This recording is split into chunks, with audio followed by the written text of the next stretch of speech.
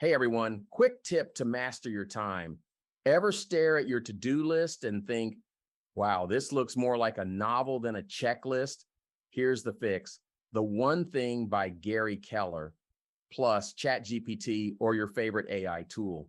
The rule is simple. Focus on the single task that makes everything else easier or unnecessary. But don't just ask ChatGPT, help me with my to-do list. That's like telling a GPS, take me somewhere. Instead, give it context.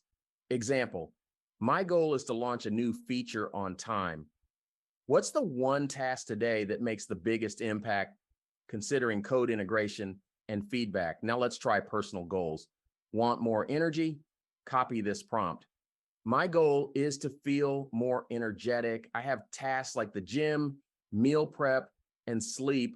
What's the one habit I should prioritize for the biggest energy boost this month? That's how you cut the noise and get clarity. Until next time, keep living with purpose.